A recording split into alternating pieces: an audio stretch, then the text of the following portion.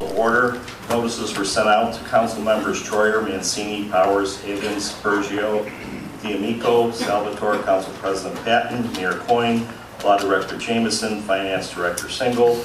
Purpose of a council meeting. Such meeting will be held on Tuesday, the 24th day of March, 2015 at 4:30 p.m. Michelle, please call the roll of members. D'Amico. Here. Troyer. Here. Salvatore. Here. Mancini. Here. Bergio. Here. Powers. Here. Higgins. Here. Will everybody please stand for the Pledge of Allegiance?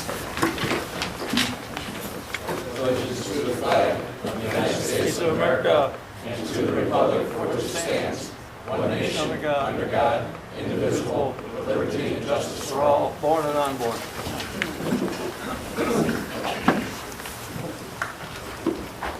Okay, we'll move the agenda. Item D, remarks from the audience on the subject matter on this agenda only. Now is your time to speak. Thank you, Mr. Chairman. Tom. Tom, you do have a seat up here on council, you know. No, this is fine. I'd rather speak from this position. Tom Troyer, 18352 Calvin Drive.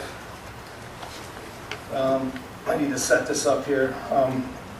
Last year we passed the mayor's budget to the penny. Within 2 weeks, he was in the news saying the budget had a structural deficit, fund balance, reserve policy not met, spending down fund balances, and then finally he talked about a $3 million deficit. We all know now that wasn't true. For the February 8th, as far as the $3 million deficit, for the February 18th special caucus meeting, we were presented with the mayor's 2015 proposed appropriations budget in our packet. But yet again, the mayor's budget contained all the same issues that the mayor had complained about in the previous budget, and then some. I knew I could not let the same thing happen again. At the February 24th meeting, I presented a written At the February 24th meeting, I presented a written proposal from Councilwoman Powers and myself, and then in the same open meeting of council, I gave a verbal summary of our positions, which included no deficit spending, complying with the fund balance reserve policy, not spending down our fund balances, which is our savings account, not spending more than our estimated revenue. The reaction from some council members was to chastise us for not presenting our proposal before the meeting, and then along with the mayor to try to discredit our proposal before anyone had a chance to read the whole proposal and make an educated decision.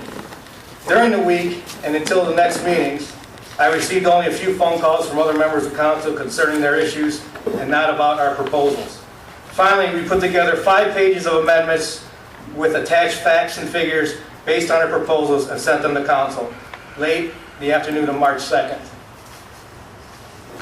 At the March 3rd meetings, I tried to offer an amendment at the caucus meeting and was told I would have to wait until the council meeting. At the March 3rd council meeting, Councilman at-large Salvatore was recognized by the chair first and proceeded to move to amend the budget based on a list of amendments. A list that neither Councilman Powers or I had seen before. I voted yes on some of the councilman's amendments because they were basically the same as the amendments on our proposed list, and on some I voted no because I did not have time to make a proper decision because I had just found out about the amendments. And then on some of them I voted no because I did not agree with the amendments. I then moved to make some amendments. Some were to change sanitation to prevent the privatizing of garbage pickup. The motion was defeated 3-4 at that time. At the last meeting, March 18th, Councilman at-large Salvatore moved to amend the budget again. And again, I received the list at the last minute.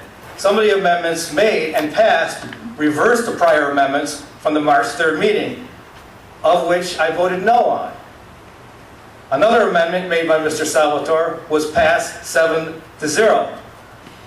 And that was to, wait for it, change sanitation to prevent the privatizing of garbage pickup. Yes, the very same amendments I moved to make at the March 3rd meeting, and that was defeated 3-4. So at this time, Jan and I would like to thank council for passing some of what are essentially our amendments to the mayor's budget. Now, that gets us to this point today.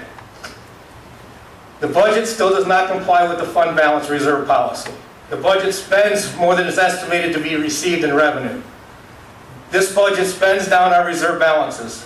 That's like taking monies from our savings account. This budget does not reflect the savings from the cost-cutting measures and layoffs over the last year. The money was just appropriated elsewhere. This budget takes $1 million out of the sound insulation fund designated to help the noise problems with our residents that our residents are plagued with. We can find the money for community development projects elsewhere in this budget. We don't need to drain our fund balances. For all those reasons, I cannot and will not support this budget. Thank you.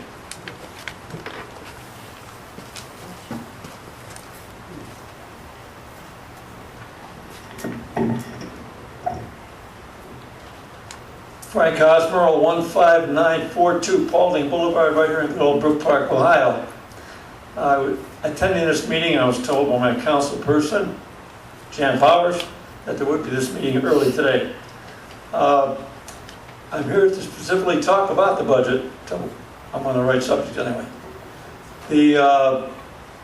I've read in the Sun newspaper about our law director, Neil Jamison, filing a lawsuit versus the residents who ran the Save Our Station committee. Frank, Yes, sir. all due respect, you got to stick to what's on the agenda. It's the budget only.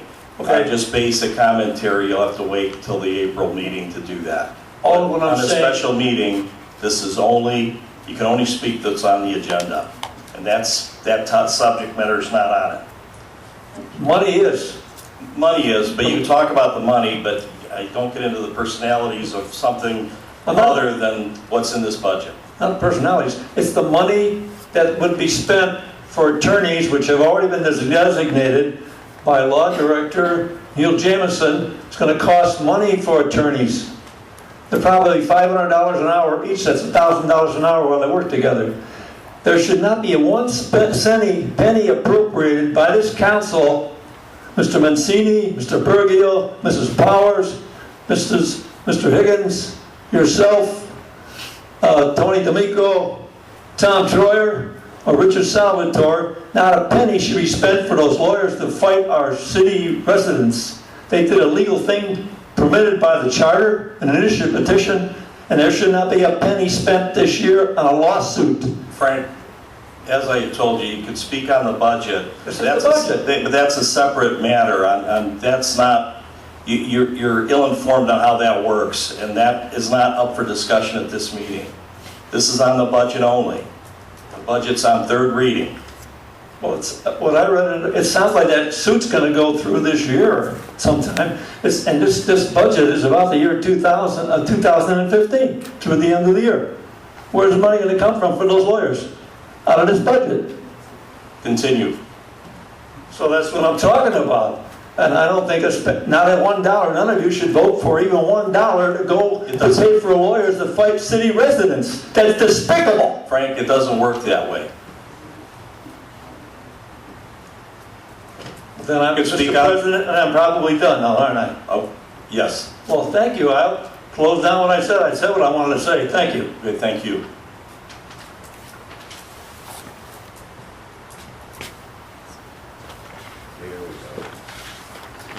Councilwoman Power, are you going to the microphone, or you want to sit at your, you want to do it under the audience? Go right ahead. Yes.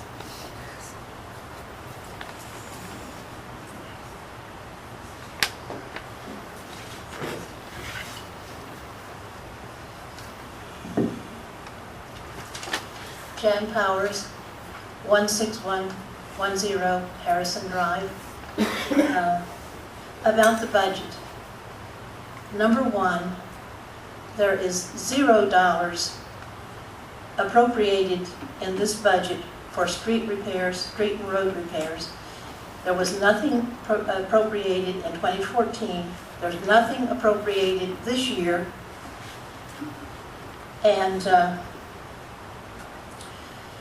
this past year, as Councilman Troyer said, the budget this year is more than the budget was last year, and we're dipping into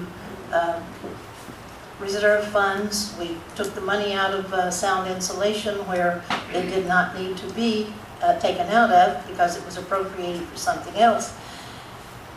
But in addition to that, we had 17 layoffs this year, and yet we've got over $1 million, $1.5 million more appropriated to spend this year than we had last year when we were paying these 17 people. As far as the sound insulation fund, many people are still waiting for their sound insulation improvements on their home, both at Farallon and on the West End.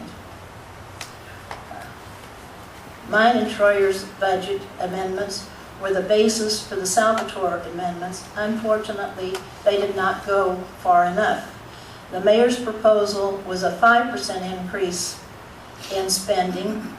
Salvatore's first proposal was a 4% increase in spending. Salvatore's second proposal was a 3% increase in spending. The Powers-Troyer proposal was a 7% decrease in spending. And as I said, payroll was reduced by $1.6 million, and the employee buyout program, which was completed last year, reduced our cost by another $400,000. So if there was $2 million been reduced out from the 2014 budget, why is the city planning to pass a 2015 budget that is an increase in spending?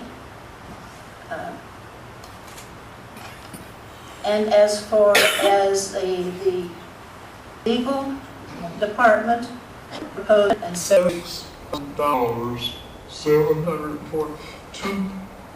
$276,746.37. That is way, way, way past reasonable. And you ask why? Why is because Mr. Jameson apparently has enough or too much money in his budget already if he feels that he's got enough money in there to sue our citizens. If Mr. Jameson insists upon going forward with his action, then I think we, the council, should make an amendment to the budget to have a defense fund for any resident Mr. Jameson decides to sue. After all, it is our tax dollar at work. So if our tax dollars are used to sue us, why shouldn't our tax dollars be used to defend us? And as far as the sound insulation, excuse me, I made a statement at the last meeting that the sound insulation fund was to address the airport noise. I am very concerned that we're taking money out of this fund and using it for other purposes. I was cut off by the chair on the point of information and was told that money was not for that. I come before this council today seeking clarification from the finance director because I believe the money was for the residents and airport noise. From research that was done, it appears to me that the sound insulation fund was established in the settlement agreement between the cities of Brook Park and Cleveland regarding the expansion of the Cleveland Hopkins International Airport and economic development in Brook Park. The agreement contains a section that states, in part, Cleveland shall seek federal funding for a sound insulation program for residential structures in Cleveland, Brook Park, and other communities near the airport. Reading from the minutes of the caucus meeting held on March 25, 1997, it was explained to City Council that the issue of providing adequate sound insulation for residents of Brook Park was an issue that consumed a lot of attention in negotiations and settlement agreement. I would like a clarification on this fund. I believe the fund was created to address airport noise for the residents. Last meeting, the President of Council corrected me and told me that money was not for that. My questions to the Finance Director are, 1. When the Sound Insulation Fund was established, was the purpose of the money to address the airport noise and providing adequate sound insulation for the residents of Brook Park? And 2, what is the purpose and or what are the purposes of the Sound Insulation Fund? And number 3, was the purpose of the Sound Insulation Fund ever changed by City Council If so, when and how was it changed? And I have here a copy of the settlement agreement between the cities of Brook Park and Cleveland regarding the expansion, airport, international, and economic development. And the meeting, March 25th, 1997, says, Aviation and Environmental Committee, Chairman Patton, an ordinance authorizing the mayor to enter into a settlement agreement with the city of Cleveland regarding expansion of the Airport Hopkins International Airport and economic developments in Brook Park and declaring an emergency. Introduced by Mayor Coyne. In attendance were Peter Hirsch and Sarah Rockfell from Cutler and Sandville. And Mr. Hirsch stated that he was passing out some literature and explaining what that was about. And Ms. Rockwell also had some agreements. And I could go over all of these pages, but I don't want to take up that much time. Mr. Hirsch stated, the issue of providing adequate sound insulation for residents of Brook Park was an issue that consumed a lot of our attention and negotiations in the settlement agreement. The end result was that it is in our view that the city would be best protected if the area was eligible for the sound insulation. And sound insulation program, definition of program. Cleveland shall seek federal funding for a 5-year period commencing calendar year 1998 for the sound insulation program for residential structures in Cleveland, Brook Park, and other communities near the airport. So that is all I have. Thank you. Thank you. Okay, we'll move the agenda to item O. Mr. Chairman, Councilman if Salvatore. I may, if it requires a vote of council, I'd like to make a motion. If not, I'd like the clerk to have verbatim minutes based on the testimony from the podium today. It's fine. Okay, we'll go to the third reading of resolutions and ordinances. Item 1, ordinance number 9957-2015. Michelle. To provide for the appropriations of the City of Brook Park, State of Ohio for fiscal year ending December 31, 2015, and declaring an emergency, introduced by Mayor Coyne and Councilman D'Amico. Move to adopt. Support. So motion to adopt, properly supported. Question on the motion. Michelle, call the roll on the motion. D'Amico? Yes. Vergio? Yes. Mancini? Yes. Powers? No. Higgins? Yes.